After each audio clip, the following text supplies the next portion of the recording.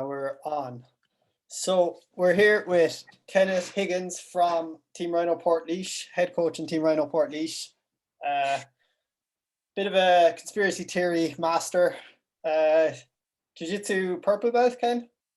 4-stripe That's purple? right. Yeah, 4-stripe purple. And general legend. Good. So good to have you on the podcast. Yeah, good to be here, lads. Thanks for the invite. No problem. So good to have you on, Kenneth. Yeah, it's good to be on. Yeah, you're doing a great job. I binge watched 2 or 3 of them yesterday. Oisin's and the 2 lads from the north, and who else? And Bill's yesterday as well. Yeah. So who's your favorite? Who's your favorite guest so far? That was Andy. Has to be Andy. Yeah. Very. That's a politician answer. That's a politician answer. And how many stripes did you say was on your purple belt? Yeah, I know every bread is buttered. see, just when you're talking about Andy's always asked the question to everybody else, so we're going to ask it to you as well. Like, what does it mean to be a Ryano affiliate? It's a number of things. It's hard to put it all, like, I suppose, in context. For me, being a part of, Team Ryano, you're a part of one of the biggest clubs in the country. You've Andy Ryan, head coach. You've the black belts down there. Overall, I mean, the team down there, you go down, the banter, the atmosphere, everything it stands for. And just to be a part of that, to be a part of the whole affiliation program, it's brings you to the next level. You've competitions coming up. It's one thing, being able to do competition training here and put on an in-house competition. But to be able to go to HQ on a Thursday night or a Tuesday night or a Saturday morning when competition classes are on, that's next level. You're up against some very, very, very good grapplers, and the MMA lads as well. That's the stuff. It's priceless. Priceless. Yeah, for sure. Yeah.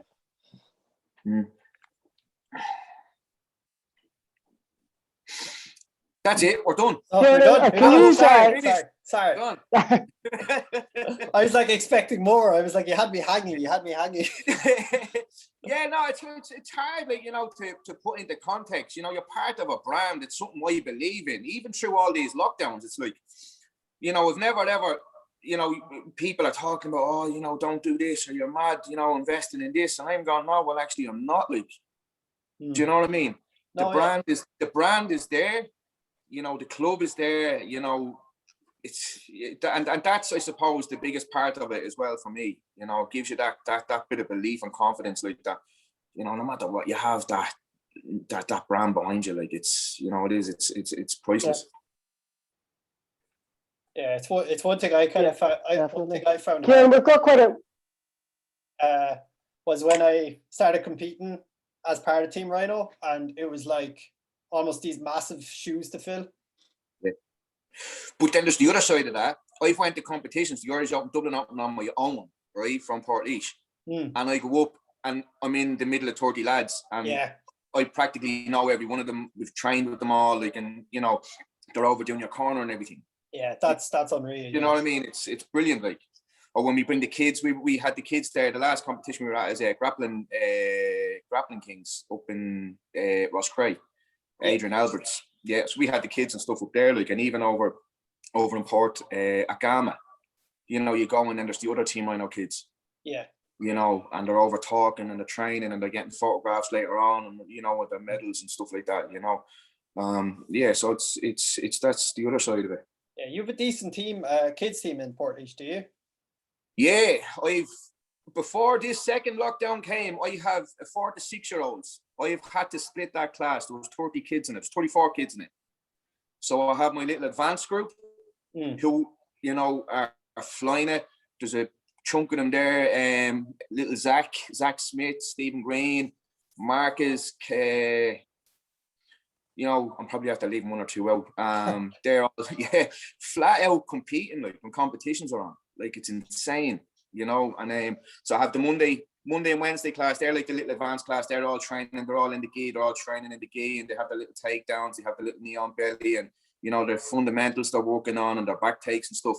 And then on Tuesday and Thursday, have the little advanced or the beginners group, you know.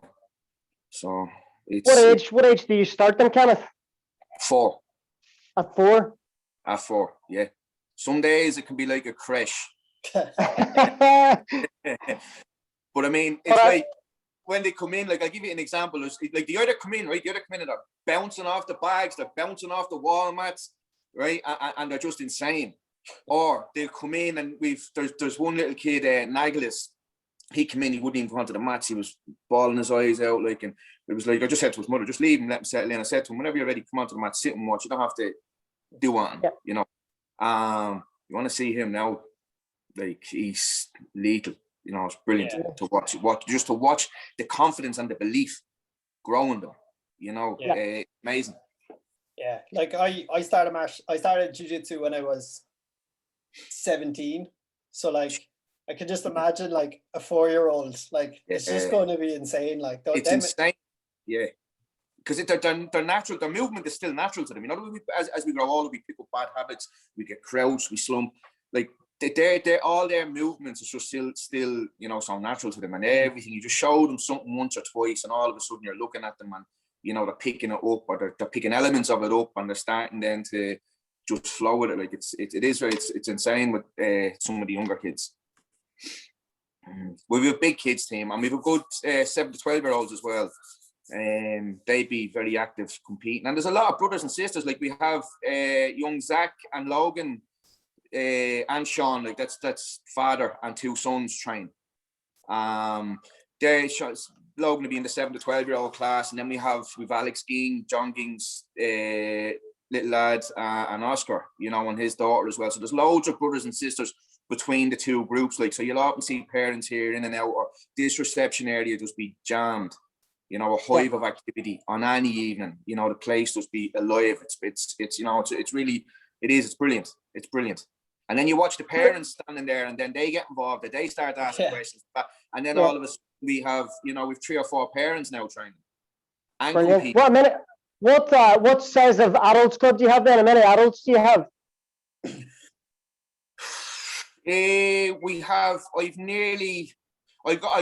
I've 67 active adults. That's on the system. There's 67 active adults, and then so there's that's not including the strength and conditioning. Yeah. And then the kids, 17 in the 7 to 12-year-olds, and 34 in the 6 to 12-year-olds. That's huge. So you said that's not including the conditioning. What, you have a gym as well then, obviously? Yeah, I've upstairs now as well, and I use on a Tuesday and Thursday, I do like a circuit, so I have all the slam balls, wall balls, battle ropes, plyo box, hex bar. I use the bags, I use the floor for sprints. We use what we have, and get a good workout done, a good conditioning class. I have the tire, I have the grass and stuff just here, so I have the prowler.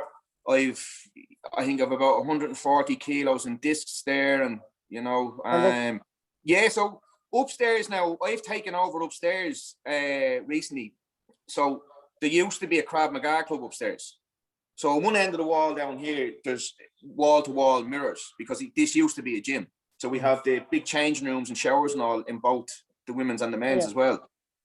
But upstairs then it's going to be, it's all striking. So I've bought all new Top Pro bags, teardrop bag, a couple of 6-foot new leather bags going up, aqua ball, cone bag, floor to ceiling. So they're all going up, and I've got a new big rail has been installed, so they'll be all going up on that. It'll be completely matted. I have half the mats for it upstairs. I'm just doing the 20mm mats upstairs because it's going to be striking. There'll be no grappling or anything. And then there's a treadmill up there as well going into the corner. And I have as well, I bought off recently on Gymless, I have a wall-mounted rack for squats and stuff like that. And I'm putting in front of the mirrors, I'm getting a deadlifting platform with the attachments for the bands made. You know, and that's the bigger picture for me. is everything here is like, we have boards on the wall there now. One of them is still up and the other one's down because I'm had to get a new cage wall right up the side and just here as well. Competition is huge. You know, we have the board. Come in, you don't have to compete, you know, but those that are competing. So with the fight team, with the MMA, and then we'll have the jiu-jitsu, the competition team, all the conditioning, all the grappling, all the striking, everything, the whole lot will get done here. I'm in the middle of a sports nutrition program as well, our course, so I'll be on hand then as well to help the lads out with that as well. So brilliant. And as a membership then, so like if I was a BJJ member at your gym, I get to use the strength and conditioning as well, all included. Yeah. Brilliant. Yeah, I do different tiered memberships. So you can come in and just do the one, you can come in and do the two, or you can come in and do the whole lot. It's a weekly pass. And upstairs, Kenneth, is that going to be like something that's new for people, or did you have this before lockdown? I've had this since last September, and all the lockdowns, I can't get it open. You know, it's insane. I'm telling you, it's like, you know, one step forward, they bring you 20 steps back. I'll have kids kickboxing up there. I'll have adults striking. So what'll happen is to be conditioning on probably down here on a Tuesday and Thursday, 7 o'clock upstairs to be striking for the lads. Come downstairs then, 8 o'clock you have MMA. Yeah, if the lads want to use upstairs, if they want to use all the bags and all upstairs as coaches for the MMA, they're more than welcome. They have the cage wall down here then as well, you know. And then I'm going to have, I sorted out now every Friday at 7 o'clock, there'll be wrestling. Brilliant. Yeah. So, like last springtime, whenever we were sort of in lockdown, you would have been one of the sort of the guys that, the innovators that were taking circuit classes and stuff outside. I take it like if the Irish government come out and say outdoor training from next week, you're able just to start that straight away then. Yep. That's brilliant, because that does seem to be like the consensus of what's going to happen first. Yeah. Yeah, well, they're going to bring us into level 4, aren't they? And they'll allow small groups of outdoor training, and then they'll slowly bring us into level 3. I honestly don't believe that we'll get to the level 2 to open back up to the proper, you know, contact training. I think by the time they get there, they're dragging it out so long, we're going to be back into flu season and they're going to be shutting up shop again. That's pretty grim. Not to be pessimistic, but when you're doing your bills out and you're, you know, trying to keep things afloat, like, you know, you have to be real, you know. Yeah. No, 100%, man. It's fucking it's dragging on a bit too much now at this stage, isn't it? Really? Yeah, absolutely. We'll get the rant out of you in a minute. We have a few questions, I think. So we're gonna go with the questions first, and then we'll get you going. I actually don't have the questions in front of me, so I'm just gonna go from memory the best ones I can remember. Who is your favorite person to roll with, and why is it Peter Savin? Who was my favorite here in the gym? I'm assuming, yeah. Yeah, I suppose it's a drop. I don't know. I'm gonna play the politician here, right? I have a couple of favorites for different reasons, right? Because you're getting, you know, you have a white belt now, you have a 4-stripe white belt, you know, you have a blue belt, and then you'll have the likes of Evan and Peter. Different grappling, different body types, different strategies, different game plans. You know, for me, fast, furious, technical, you know, unlocking and locking the problems that's coming at you, you know, with Peter and Evan, like, it's just next level. You know, especially recently with their leg game, you know, it's gone up a level or 2, you know, or 3. And then I suppose you have it'd be a throw between Evan and Peter. I've narrowed it down as much as I can. Evan's very good now. Evan and his partner came up to me last year before lockdown and stayed for a night or 2 at my parents' house, and we got plenty of rolling in. And he's fantastic, as you say, very fast and extremely technical as well. Yeah, absolutely. His game, and I mentioned his leg, you know, his leg attacks, his back game. If he gets your back, like, he's phenomenal.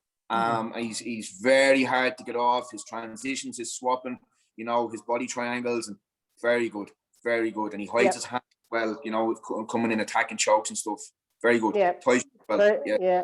And he's light too, isn't he? He's a light featherweight, or is it feather? Evan is probably lucky to be about 63 kilos when he's wet out of the bath. Right, he come, and I've seen him humble, you know, in the nicest way possible, the biggest lads possible that come onto the mats, you know, and he'll just take them and he wrap them up, and you know they can't deal with him. And it's funny, like, because there's nothing in him, but he's fierce, he's fierce, strong, and like that, you know, he has a game. Very good. Kieran, have you rolled with Evan? I don't actually think we have. We might have at one of the big get-togethers with the team, like the Team Ryano get-togethers, but I don't know. I can't remember. So I'd imagine if I did roll with him, I'd remember. So I'd say we haven't. Yeah. I'll tell you what, Kieran. Do you remember the day, Kieran? And it was at headquarters, but we were downstairs. I think you and I had like a wee warm-up roll. Yeah. Evan was there that day because I was drilling with Evan that day. So that's possibly right, that day. Yeah. I'm not sure, but yeah, maybe. I'm really keen to get a roll in with him, because I'd say, like, you know, game wise, we'd be quite similar. So it would be a good fun roll, you know. Yeah. And he's a similar size to you as well, Kieran, although you're not anymore. Not anymore. Not anymore. He's doing yoga. No, so let's go. Next question. What was the next one? It's has all the cake made your rash vest harder to get off? It has. Yeah, I think everyone's the same. Tell me this, kind of like, are you doing your own strength and conditioning, that you have the stuff in the gym anyway? Yeah, I get in a couple of days a week, do my own bit, back out running, just trying to look. Like when the first lockdown was on, I was doing a bit of running, doing a bit of cycling, but I was lashing the kettlebells out of it. Non-stop lashing the kettlebells out of it. And then what happened was my back got tight. I wasn't stretching properly. Wasn't stretching before or after. Yoga. Yeah. So I got all tight, and so that's exactly what I'm doing now. I have a 25-minute yoga sequence that I try and get done 2 or 3 mornings a week. I find that's helping. But I do my own strength and conditioning here in the gym. Yeah. And out on the bike again anymore or not? Out on the bike at all anymore or not? Sorry? Do you get out on the bike still? I'm planning to go out this weekend. Yeah, because Andy seems to be flat out. He's like, every time you see him on the bike, he's doing 100k cycles. Yeah, he's going to win the Tour de France in 2 years' time, I'm telling you.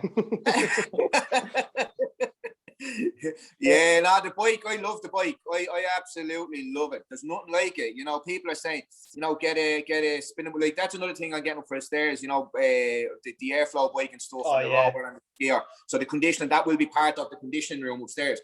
But people are always saying, oh, you know, get a spinning bike or whatever. Like, and I'm like, nah, you cannot be getting onto the bike and heading out on the road. Headphones on, just gone. Love it. Oh, really? All right. Go on. Next question. Yeah, next question, we've about 3 or 4 more, I suppose. We could just keep going. Robbie Brennan wants to know what's your favorite thing about the Portugal camps. Stephen Ring, if he's listening, he's laughing. I'll say the training, but I'll be lying. The little cakes in the morning, the custard cakes. Oh yeah. Oh man, they're the best thing. The little pastries with the custard. Yeah. My girlfriend Laura works in a cafe down the road from us, and they sell those, and I swear to God, they're just the best thing. You can't beat them. Favorite thing about, I love going away. I love going because we meet all the affiliates, all the lads that we wouldn't see throughout the year. We'd probably just meet once or twice, or we'd all talk on Facebook or whatever. Yeah. So I love going out. You just chill out, and it's a nice, you know, they have the atmosphere of it is right. It's a training camp first and foremost. You know, you do your training. I love the different sessions that's put on. You know, getting to roll with the different lads.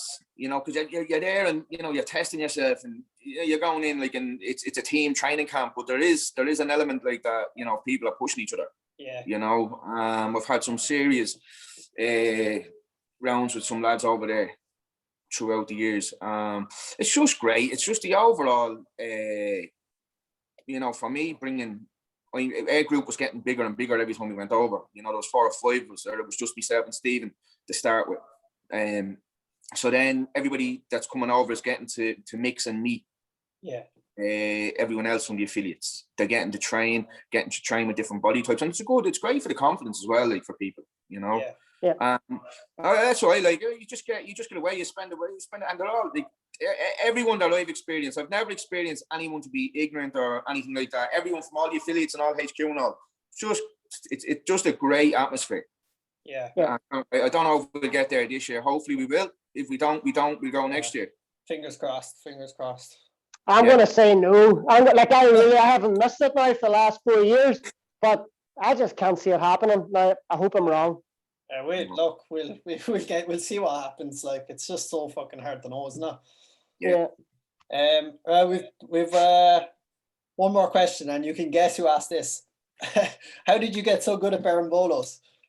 I tell you, right?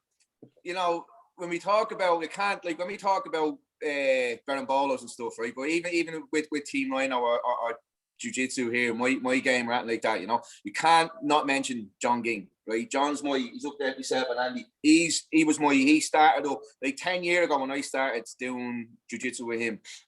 I was doing Kempo and I went in for strength and conditioning, and I seen the lads grappling, and I got involved and got stuck in. But the gym was an MMA gym with jiu-jitsu. Yeah. So you had the likes of Kieran O'Donnell, you had Wayne Nash, you had Mark O'Conroy, you had Shane, Marm, you had John, young Matty and all these, like, and there was no, if you'd done a berimbolo, like, you literally got dropped the knee in your face, and that's where, you bend under me, all right, snap down, there you go, so that's when we be joking about the berimbolo and dropping the knee on the nose, that's where that comes from. I suppose that type of background, that type of gym, it's that's the other danger, isn't it, as well, when you have the sport jiu-jitsu coming in.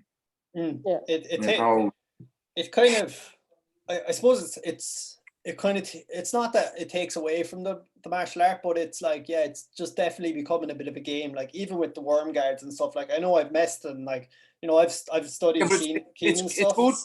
It's good to mess with all that stuff, and it is good. You have to, for the competition circuit and stuff like that. You need to have that. But what my fear is, or worry is, it's like, I'm bringing it back in, right? We used to call it jits with hits. Everyone that done the jits, that when we were in the old club, you had MMA gloves in your back. All right? Yeah. So you think, and I suppose it was a leveler for you in your own mind, because you can get that overinflated, like, well, I'm not being able to take him down or double leg him, and if he pins me, I'll escape, and and I'll armbar him, or I'll triangle him, armbarring someone or triangle someone while you're getting punched in the kidneys or punched in the face or a hammer fist dropping down in your face. It's a completely different experience, and that was something that we used to do on a regular basis a couple of years back, and it's something that I'm going to definitely 100% bring back, especially for the advanced lads. It's definitely something we've talked about. It's definitely something I've said to the lads. It's something that I have, in the plans for the future. Do you think that, that's the, like, not that it's the wrong thing to do though, but like, how am I trying to say this? It's like, doing that, if someone's like super into their like competition jiu-jitsu and wants to get to that super high level, do you think that might be the wrong thing for them to do, or do you think it's the right thing for, like, everyone to do? Like, I agree with you. I think it's a great little drill to do. This, like, what we used to do, it was like, at the end of class, so you still got your training, you still got your drill. You still doing your rounds, and then it's optional. Some lads just didn't put the gloves on. But you were few and far between, and it's not that it's a pressure. I've often thought about doing on a Saturday morning. Just as an extra class or something. Or at the end of class, do it on a Friday after the wrestling, do it as part of the open one. It makes sense. It's just something I was kind of thinking, like I think jiu-jitsu, especially over the last 4 years, it's just become so much deeper, if you want to say that. Like, it's just it's changed. Like, I don't remember anything being as like in depth as the stuff that like I see blue belts and purple belts doing stuff, and I'm like, how the hell? I wasn't able to do that. 411s, 50-50. Yeah, you know. yeah, exactly. Like I have a white belt. I have a white belt training with me, Brian. He's 18 now, young lad.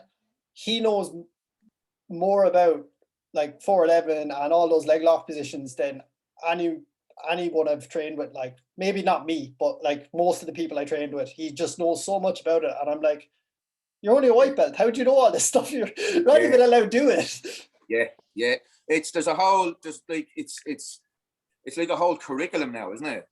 It's completely trained. It's huge. It's insane. Like, yeah, it is good, and it's especially for the competition stuff. But at the same time, it's nice to be able to do it without getting punched in the face. Yeah. But that's really important too, Kenneth, to give like somebody who does just BJJ an idea of where their BJJ could be effective in the real world if it ever comes to that. Yeah. Because there are positions in BJJ that are really safe until you can get punched in the face. Yeah. Half guard, deep half, bottom. Yeah. Yeah. I'm gonna sweep you. Boom. Yeah. The one position I found though that I like back when I was doing a bit of MMA, and I had gotten into the leg locks before this, but I was shocked that playing leg locks like 411 and those positions, it's very hard for people to punch you. Like, and people are like, oh, I just punch you to get out of the leg lock. It's like, well, if someone's doing it properly, like look, like even the likes of Gary Tonin, like look at him doing leg locks in MMA. Like it's clearly something working, Yeah, it is. And it's like very elite level. You'd want to be really, really solid and safe. Yeah. I'd rather go for someone's back. Yeah. Than start Look, I was having this conversation with Andy a couple of weeks ago, but I still play legs, but like my main game over the last 3 years is passing and back takes. Yeah. Majorly. Yeah. But actually, it's good for you, Kieran, if you're known as a leg locker and you have those other things in your arsenal that you prefer I don't to go know, to. Matt, I don't know why I'm known as a leg locker. Like my guillotines are my best submission. Like I don't know why I have this reputation.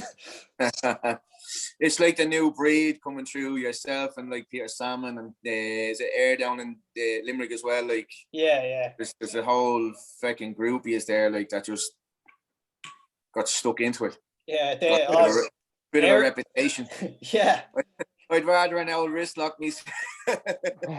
Don't say that. We have Robbie Brennan on next week. He's the wrist lock king. So. Oh yeah. Yeah, I think that's good. That's the last question, really. So I suppose, as with everything, it's called Ryano Rants. So let's get a rant out of you.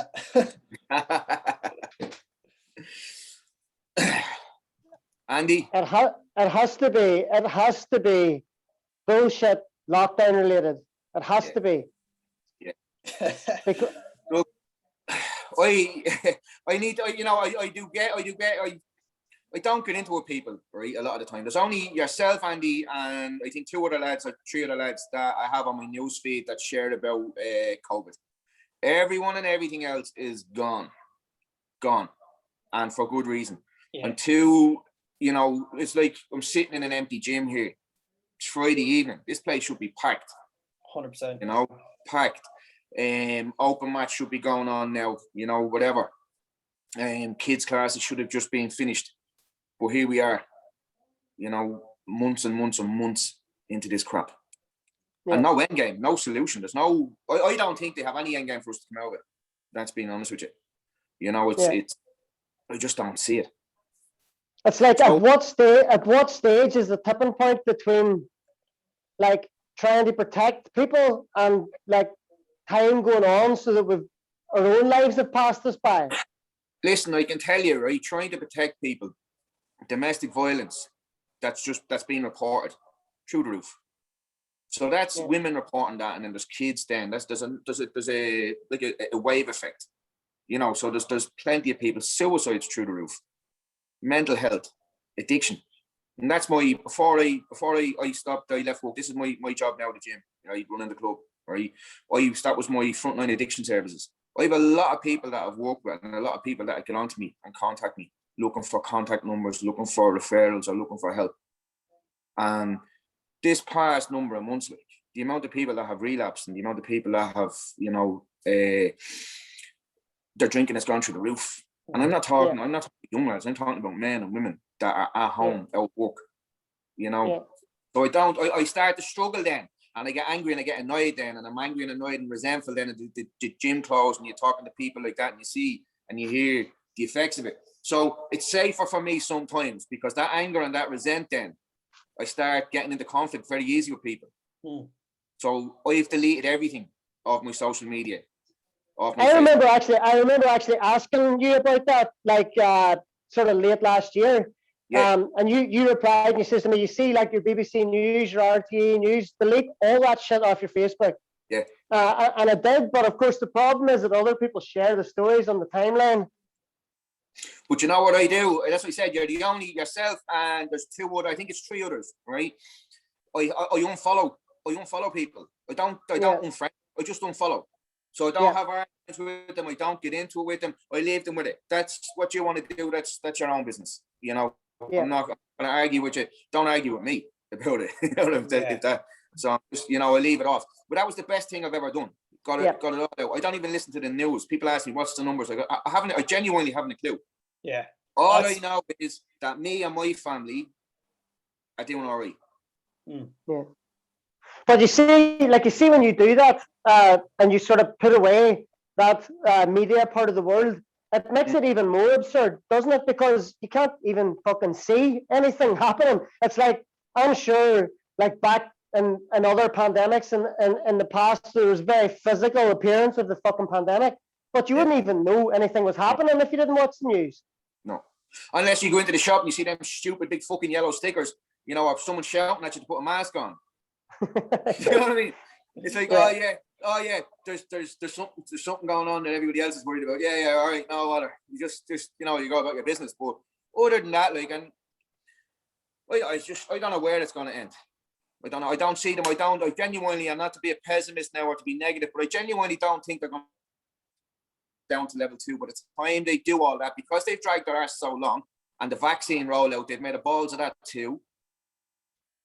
I think it's going to be too late. We're back straight into flu season. Yeah. Which there hasn't been not one case of flu in Ireland this year.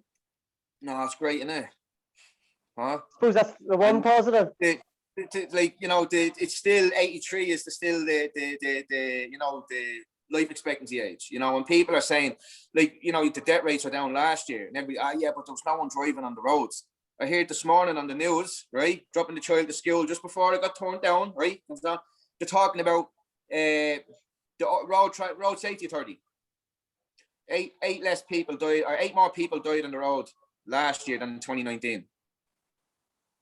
But no one was supposed to be on the road.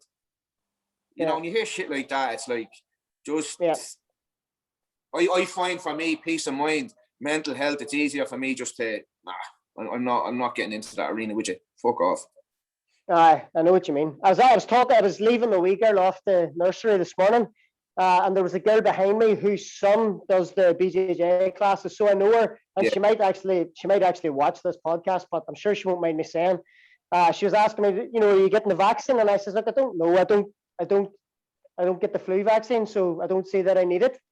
And she said, oh well, I got my first vaccine 2 weeks ago. And I said, right, okay, why? Because she's a young girl, but she's got diabetes, so she was on the vulnerable list. And I said, well, how did you find it? And she said, I was vomiting in bed for 3 days. I said, sure, you'd have been better off getting fucking COVID. But that's my wee rant.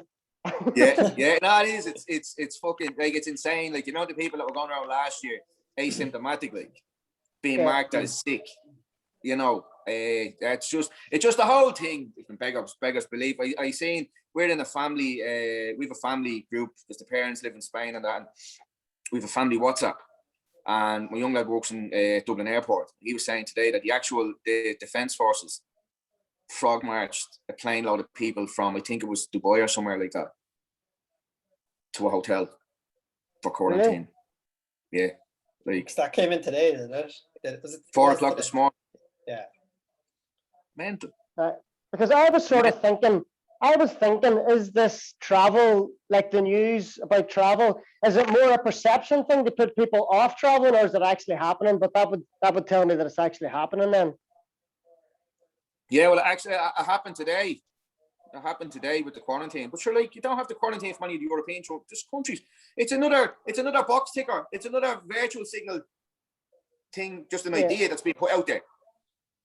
Yeah. The countries, there's still plane loads of people coming in, boatloads of people coming in. It's a load of horse. You know, I've no kids' classes here, right? I go up to the school to drop the kid off or pick it up, right? And I have all the young lads coming over to me. When are we back? When are we back training? They're hanging out with each other. They're throwing each other to the ground. Look what we were doing today, like, you know, crazy. So, like, you see the way you were saying, Kenneth, that your predicted timeline, you know, you could see us going straight back into flu season and closed again. Do you think it will get to the point where people say, "Nah, fuck this, I'm going to open and take the chance," or will the compliance stay? There's a part of me would have thought that everyone would just say, "Nah, fuck that, we'll open up."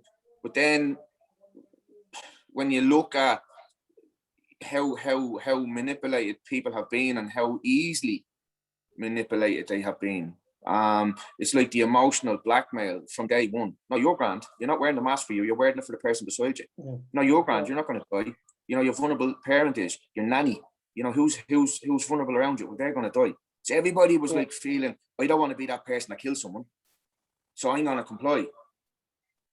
Yeah. You know, so I don't believe that there's going to be any big en masse opening. I'd love to see it. I'd be part of it, but I definitely think that there is a lot more people questioning things, and maybe a wee bit more annoyance and anger, because like Kieran, I would even think, like, for you, for example, and Oisín McCabe, very level-headed guys, don't like to talk shit the way that I do, but I can see a wee bit of annoyance even from the more level-headed guys that don't really, you know, that just get on with it. Yeah, no, I think well, I don't know. I was having this conversation with my girlfriend last couple of weeks, and like, put it this way, like, if I'm probably one of the most like chilled out people on the planet, and like, if I'm getting fed up, you can sure as hell say like 90% of, I don't know, I think a lot of the young people in the country are starting to get sick of it, and I'd say I'm hoping it will get to the stage where either they'll just have to open up because we're sick of it, you know. If you look at Paddy's Day, like, I don't know, did you see the videos from Cork and Paddy's Day? But the lock, do you know the lock in Cork? No, it's just a green with a lake, and I swear to God, it was like a music festival. It was all young people out drinking. But what are you gonna, you know? And that's what it's turning into. Depending on the Cork for the uprising again. We never lost it. Never lost it. Well, could you get a hurry on then, please? Well, like, if you drive past parks, right? There's a park down here when the weather was nice about 2 weeks ago, and all the young lads, they're out playing football. They're not hanging around housing estates causing trouble around. They're out in the park playing football down the football pitches. There's kids all over the place. Place was fucking jammed. It's lovely. It's great to see. Next of all, the guards come, moved them all off, told them, go. Yeah. Anyone that wouldn't move, you were ready to take their names. That's crazy. Like, that's not about a virus anymore at that stage. Kind of like, I was chatting about leaving my daughter off to nursery. Like, the school that I leave her off to, I've told parents that they need to wear a mask getting out of the car to leave them to the gate. Yeah, we got that as well. I wouldn't, unless I'm going into the school. I'll then, you know, that's you're going into their school, you know, the child, and you put a fucking mask on you. But standing outside in the fresh air now, where everybody, there's all them stupid lines on the ground, everybody's 2 meters apart, everybody's afraid to look at each other, afraid to sniffle their nose, afraid to cough, you know, afraid to look sick, or, you know, no, I'm not putting a mask on. No, we got that text out there this week as well. And like, I honestly, and here's the thing that really riles me about it, I'll openly say at Ballykelly Primary School, the school that I go to, 90% of the people will wear their masks outside the car. The 10% of people apart from me, are a woman. All the men are wearing their masks too. It's just the women that are being rebels. Yeah. Crazy. Yeah. Nation of softies, and it's just the ones that take the mask down and the cigarette, like. You know? Yeah. It's like, you know what I mean? Give up, man. Yeah, that's mad. I think we better cut it here now before we get in trouble. Yeah. I've yeah. one last thing to ask you before we Yes. start wrapping it up, Kenneth. Craig Jones versus Gabby Garcia. Who'd you have? Did you see his Instagram post in the last 24 hours? Oh man, I'm howling laughing. He's so funny. Look, again, it's coming back to, like, you'd expect Craig to win. He's the elite grappler. Technically, he's just levels above her. But then you're looking at Gabby and you're thinking, she gets a hold of him, she's gonna break him. Did you see her next to Andre Galvao a few weeks ago? Yeah. Man, Jesus, Yeah. she's so huge. She's scary, like. He had a What's picture the weight difference? I couldn't tell you, Paul. I think he's Three men. I think he's 190. I think he's 190 and she's over 200. Yeah. Nah, Craig has to win that. Yes, he does. Yes, he does. Yeah. I hope he doesn't go to triangular. Doesn't even make shoulders on her. He'd blow his groin. I tell you, I'm looking forward. We'll finish on this. I'm looking forward to. Is it tonight or tomorrow night? Tomorrow night. Gordon Ryan and Wagner Rocha. Yeah, that's tomorrow night, I think. Yeah. Again, I'd expect Gordon Ryan to do the business there, but you know, I love Wagner. I love his style, and I can't see Gordon losing anytime soon. No. He's just too good. But the thing I like about Rocha is that, like, Gordon Ryan can get under people's skin, but he can't get under his skin. He doesn't give a fuck. Yeah. But I mean, yeah, it's just he's levels above. Like he's the transitions from the legs to the back, from the back falling over into triangles, arm bars, you know, and then you mounted triangle. It's just sequence, just one after the other, attack, yeah. And so fucking smooth in the transitions that it's like, you know, you find it hard. I don't see him losing that either. So Craig Jones and Wagner. Oh, sorry, Gordon. No, first answer. Gordon. That was your answer. You owe us money now. All right, we'll wrap it up. Ken, Right. absolute pleasure to have you on, man. Thanks for having me. See you there, lads. Take a hand. All right, see ya. See you later.